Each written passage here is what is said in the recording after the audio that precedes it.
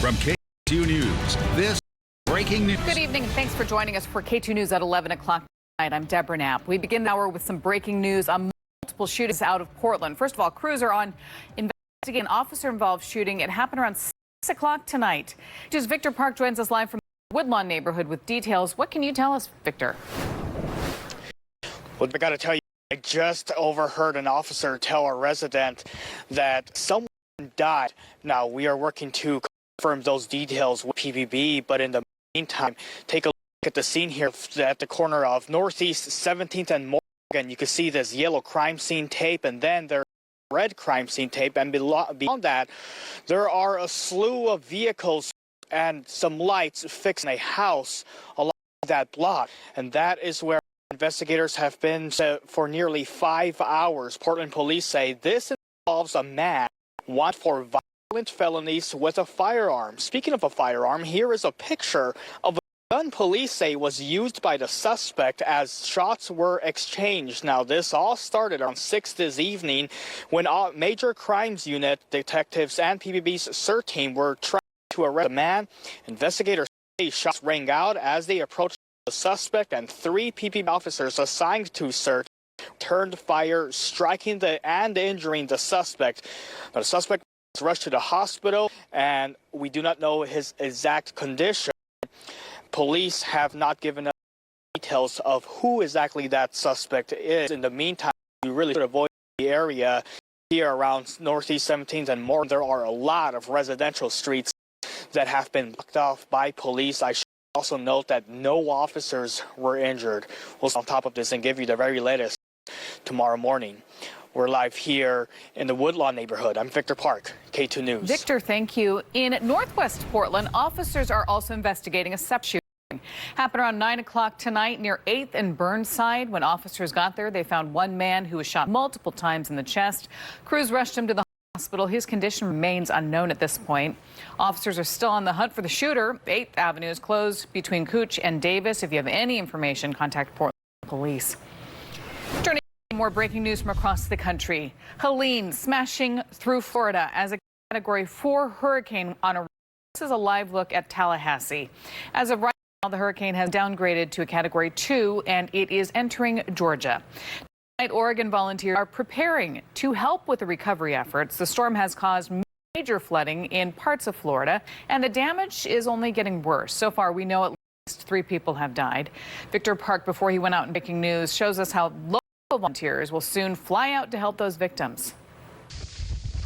Hurricane Helene making landfall as a Cat 4 storm just before midnight Eastern time. The bullseye on full throttle, bringing 140-mile-per-hour winds. Helene wreaking havoc in Florida hours before. Power lines snapping, sending sparks flying during heavy rain in Perry. And watch as Marines perform a boat rescue in Lee County.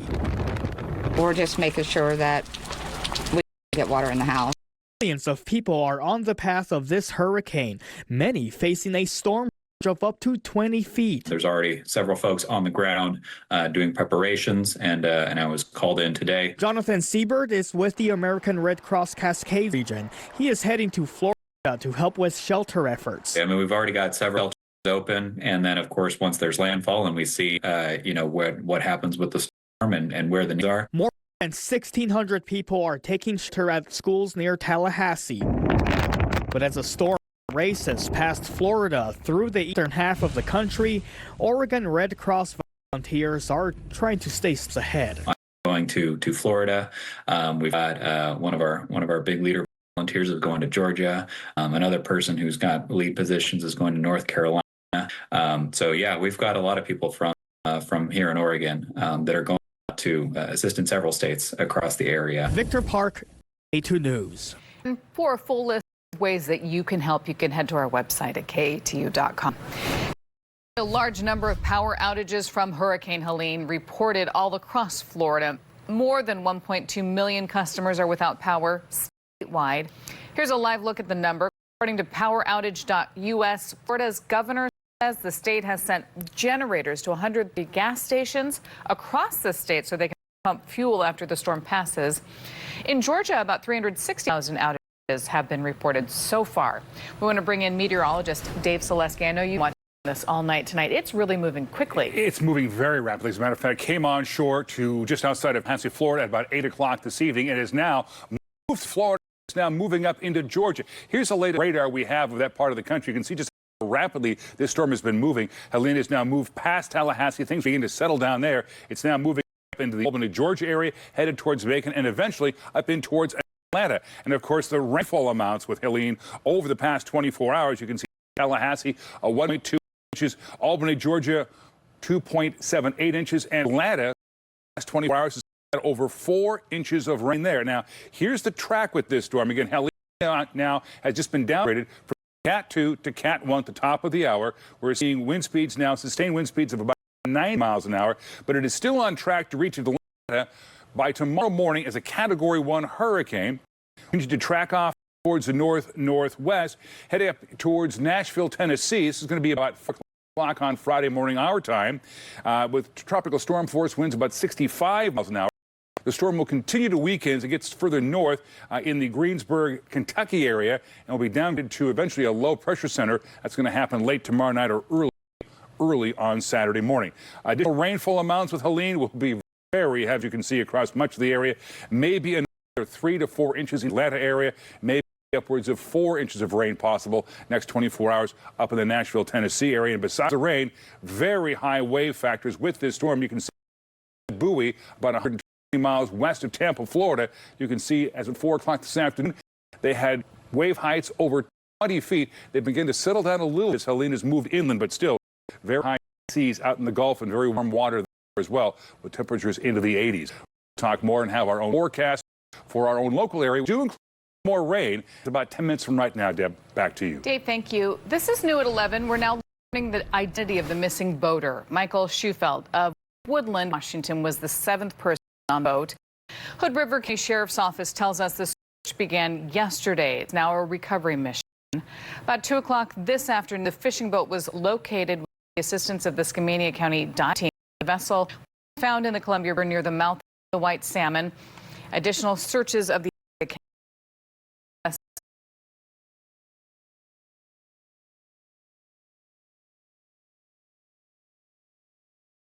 reports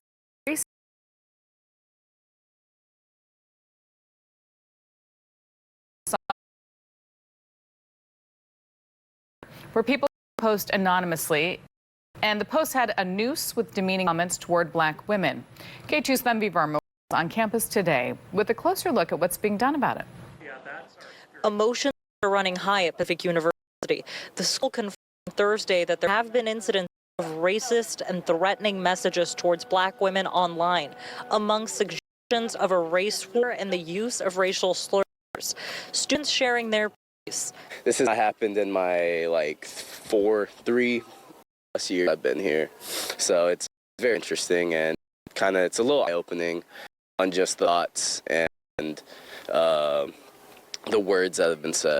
Everyone just needs to come together and realize there's no place for that, especially at a school like ours. The vice president of the Office of Diversity, Equity, and Inclusion pledging to educate students about the use of racial slurs and referring impacted students to counseling. He can understand what they're facing firsthand.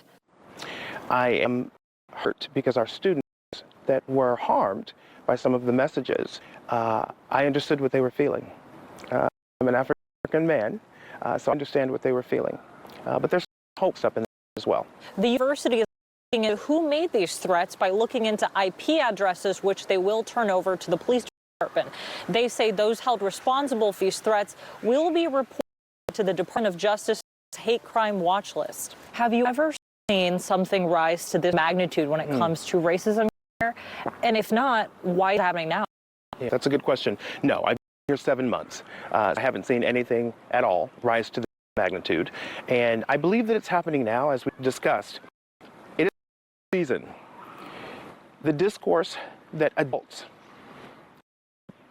are spewing on the airwaves affects us all. In Forest Grove, Tanvi Verma, KATU News. We reached out to Forest Grove Police to see the status of their investigation, what it was. We did not hear back yet. Tonight, faces sex abuse Charges accused of groping a teenager on a TriMet Max line. Multnomah County deputies responded to a call yesterday where a 50-year-old girl told police a stranger approached her on the Max Blue line and touched her inappropriately. She was able to get away and leave the train at Lloyd Center. Deputies identified the suspect as 32-year-old Moses Simakula. They arrested him near Northeast Sandy Boulevard and Wasco Street. Still to come on KATU News tonight, we're less than 24 hours away from Portland State University unveiling a brand new science building. See how it helped guide the inspiration behind the project. Sports fans, got to listen to this. Another episode of the Triple Option available here, who is now the win the most prestigious award in college football.